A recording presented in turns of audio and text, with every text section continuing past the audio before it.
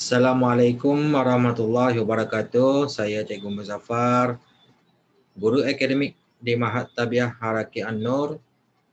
Okey, kembali lagi kita ke video PDPR yang seterusnya pada kali ini. Okey.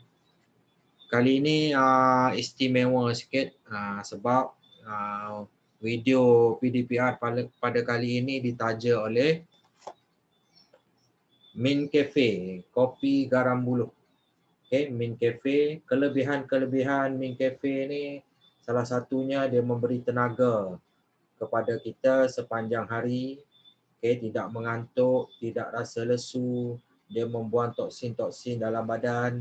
Okay, untuk info lanjut, nak tahu berkaitan dengan Min Cafe ni, boleh klik link saudagar Min Cafe dengan klik link WhatsApp yang disediakan di bawah description video ni.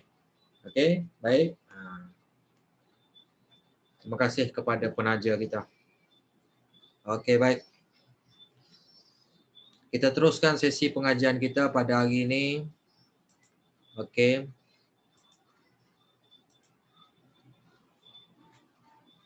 Okey, buka buku teks, muka surat 206. Okey, baik. Dalam bab yang ke-11, transformasi isometri. Okey, dalam bab 11 ni ada lebih kurang 6 subtopik ataupun standard kandungan utama. Okey. Tetapi untuk hari ini, untuk video kali ini, cikgu akan sentuh ada tiga. Okey, ini adalah video yang pertama. Kita akan ada video yang kedua dan video yang ketiga. Okey, yang video yang pertama ni berkaitan dengan transformasi. Okey, yang kedua translasi dan video yang ketiga nanti berkaitan dengan pantulan. Manakala untuk standard kandungan yang keempat, putaran, standard kandungan yang kelima, translasi, pantulan dan putaran sebagai isometri, dan yang keenam tu simetri putaran. Kita akan masuk pada sesi PDPR akan datang lah. Okay. Jadi untuk video yang bahagian pertama ni berkaitan dengan transformasi. Okey, baik. Muka surat 207. Okey, maslahat bab. Kenapa kita belajar berkaitan dengan transformasi isometri ni? Okey. Ilmu dalam bidang transformasi ini dapat diaplikasikan antaranya dalam industri pembuatan dan rekaan fashion. Reka bentuk kenderaan seperti motosikal, kereta, kapal terbang memerlukan rekaan objek yang simetri. Okey. Manakala pereka fashion pula akan menghasilkan corak-corak yang berlainan dalam setiap rekaan mereka. Okay, ini adalah salah satu contoh bidang kerjaya lah, di mana dalam bidang-bidang ni kita menggunakan transformasi isometri untuk melaksanakan ataupun menghasilkan produk-produk tu. Okey, baik. Itu secara pengenalan dia lah. Okey, baik. Sebelum kita masuk lebih lanjut lagi berkaitan dengan transformasi ni, apa dia transformasi ni, kita cuba tengok situasi. Okay, aktiviti kreatif muka surat 208 ni. Okay. Tujuan mengenal pasti ciri-ciri transformasi. Okey, bahan petikan cerita dekat sini. Okay, kita baca sama-sama. Setiap hari sebelum ke sekolah, Akmal akan menyikat rambutnya di hadapan cermin dan memastikannya dalam keadaan kemas.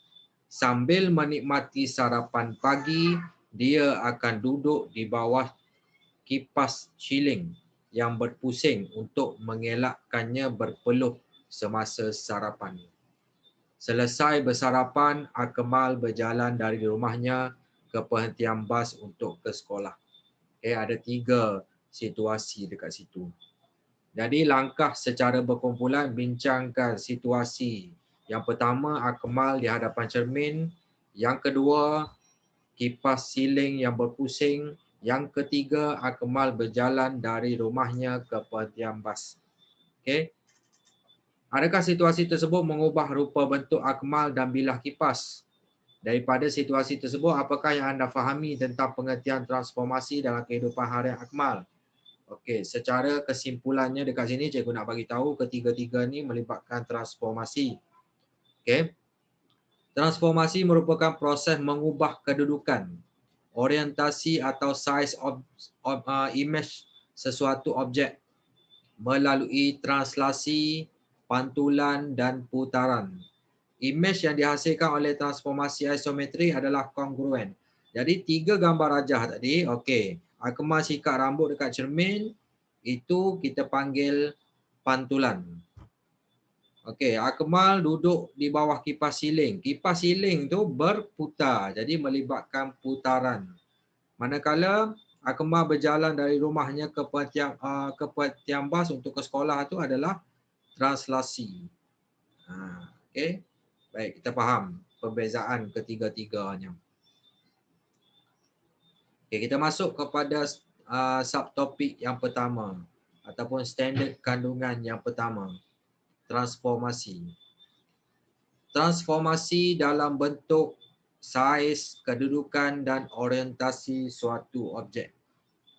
Okay, transformasi melibatkan pemindahan titik pada suatu satah. Okay, cuba tengok dulu rangsangan minda. Okey, ini pun antara aktiviti yang melibatkan transformasi di mana kita nak tahu aktiviti itu melibatkan pantulan, melibatkan translasi, melibatkan putaran dan sebagainya.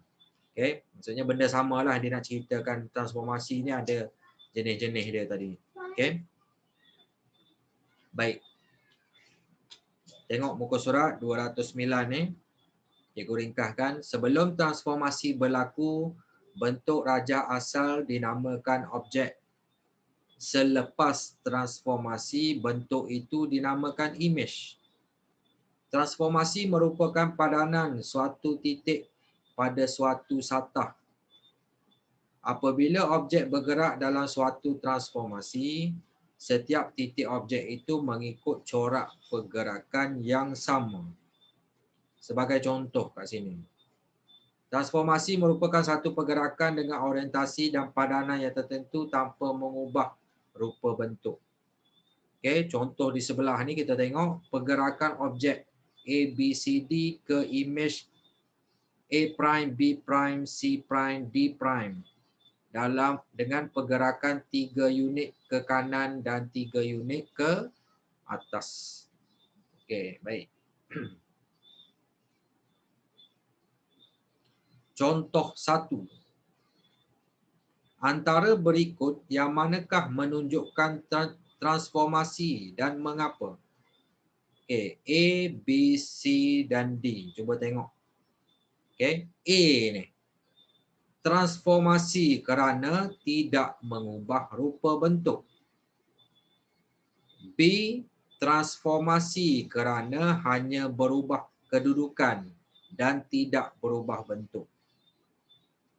C, bukan transformasi kerana berubah rupa bentuk. D, bukan transformasi kerana berubah rupa bentuk. Jadi kita boleh bezakan. Transformasi dia tak berubah bentuk dia. Kedudukan berubah tapi bentuk tak berubah. Okey, jelas kat situ. Terus sambung muka surat 210, contoh 2. Rajah di sebelah menunjukkan A, B, C, D, E, F ialah objek. Manakala P, Q, R, S, T, U ialah imej. Nyatakan imej bagi titik C, garisan AB, sudut BCD. Okey. Objek dengan imej dia terbalik kan. Dia bentuk sama tapi kedudukan dia imej tu terbalik dengan objek. Jadi jawapan dia imej bagi titik C ni ialah T. Okey. Kerana bentuk yang sama tetapi kedudukan yang berlainan.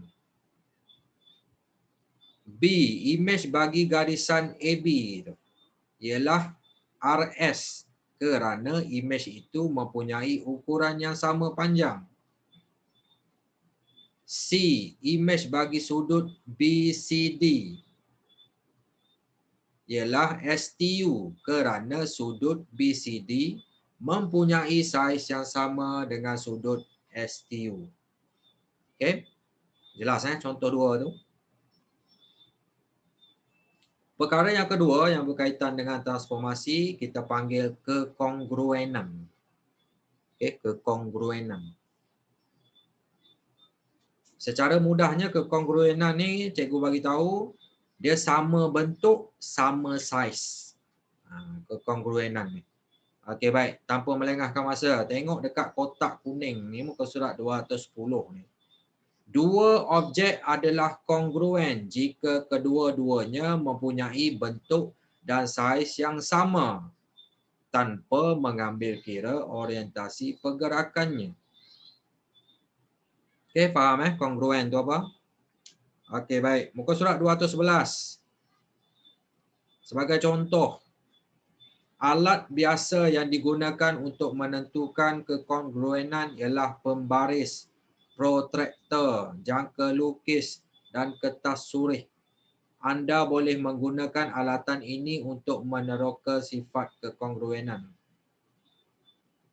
Perhatikan duit shilling 20 sen dan 10 sen. Dapatkah anda membezakannya dari segi rupa bentuk duit shilling itu?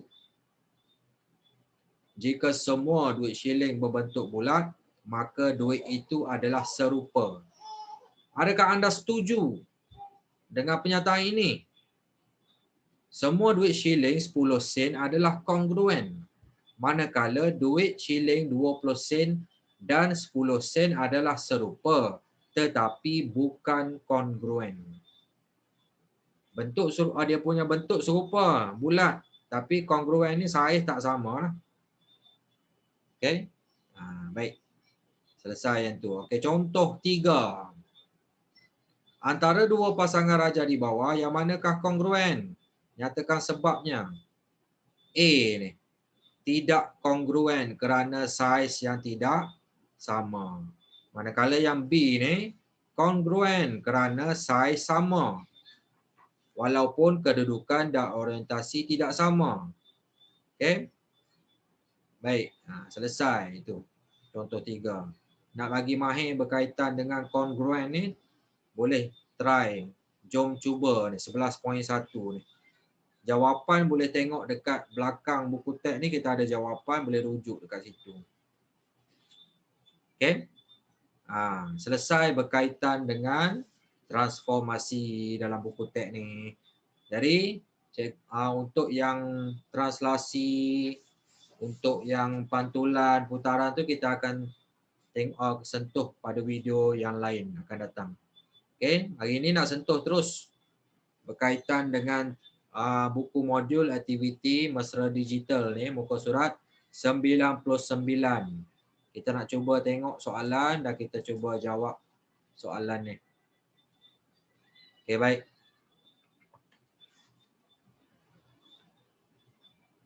Tentukan sama ada setiap yang berikut merupakan satu transformasi atau bukan. Okey, tengok nombor 1, transformasi ke bukan? Okey, terus tulis jawapan dekat situ. Okey, nombor 1 ni transformasi.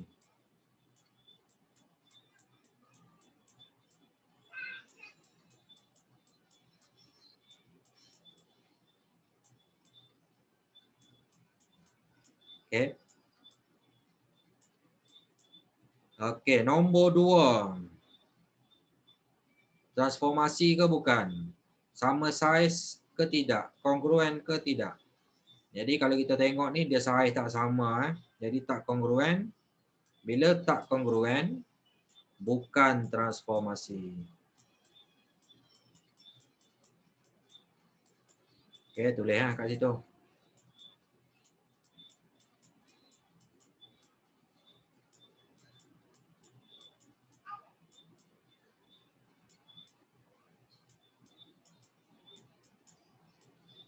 Okey, minta maaf lah kalau tulisan tak cantik. Okey, baik. Yang ketiga, transformasi ke bukan? Okey, dia punya bentuk sama, kedudukan berbeza, bentuk dia punya kedudukan tu berbeza tapi saiz sama, kongruen. Jadi bila kongruen, transformasi lah. Okay, itu je cara dia nak jawab. Nak bezakan transformasi atau bukan.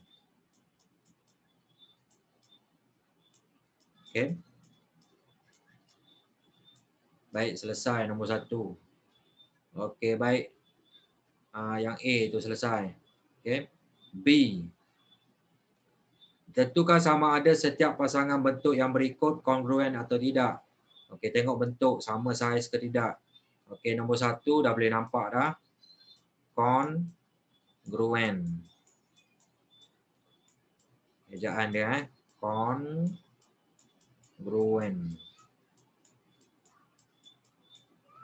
Okey. Nombor 2. Dia punya saiz tak sama, jadi bukan kongruen ataupun tidak kongruen. Okey, dia tanya kongruen atau tidak kan? Okey, tidak kongruen.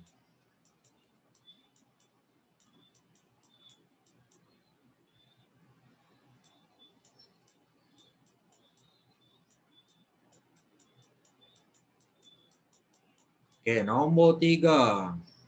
Bentuk sama tapi terbalik. Sama saiz, kongruen lah. Okey.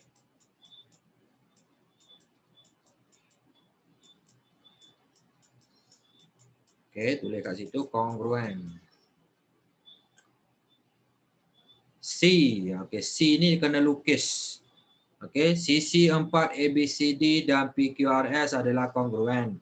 Bermula dari garis PQ, lengkapkan sisi 4 PQRS. Okey, baik.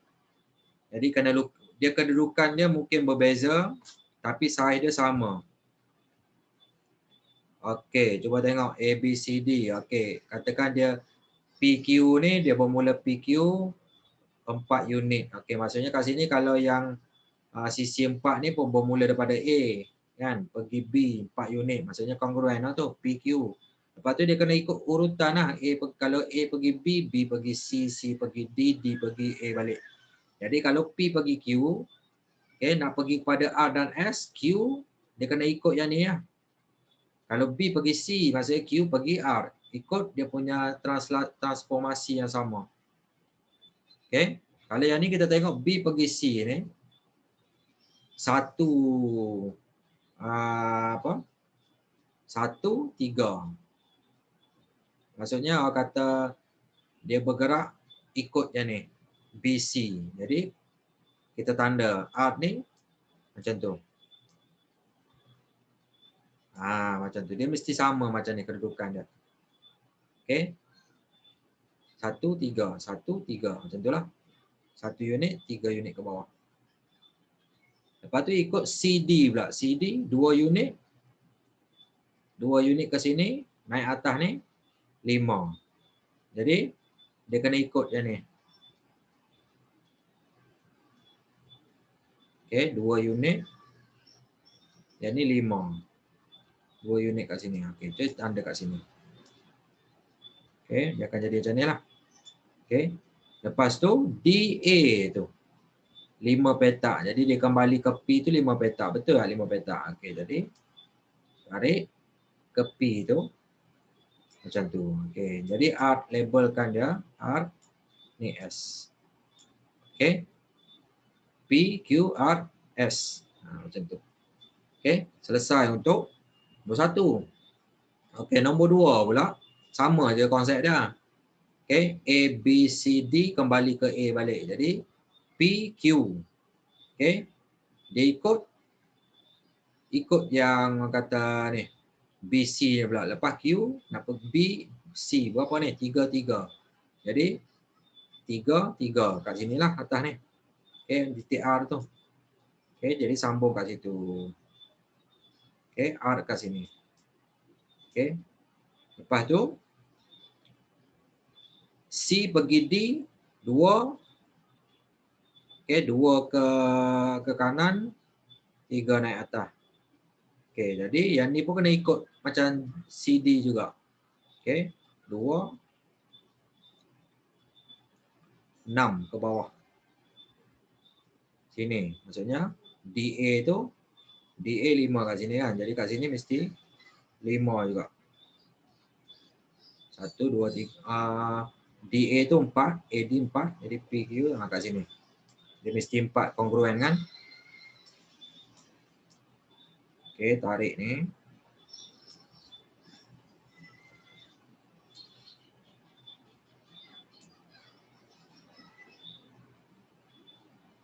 Tak berapa cantik tu.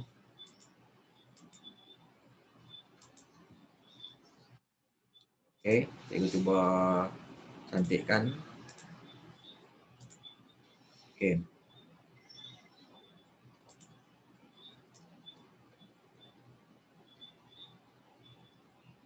Okey, baik.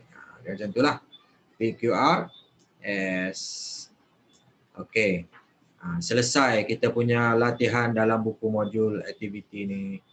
Okey, satu muka surat saja, muka surat 99. Jadi, secara kesimpulannya, okey, cikgu dah ceritakan dengan lengkap lah. InsyaAllah dengan lengkap berkaitan dengan transformasi tadi. Okey. Baik, selesai untuk video yang pertama. Jadi kita akan sambung lagi untuk translasi pada video yang kedua dan juga pantulan pada video yang ketiga. Sekian, terima kasih. Assalamualaikum warahmatullahi wabarakatuh. Kongsi-kongsikan jika bermanfaat, tak bermanfaat pun kongsi juga. Okay, semoga apa yang disampaikan oleh cikgu dapat memberi manfaat dan faedah kepada yang menonton. Terima kasih.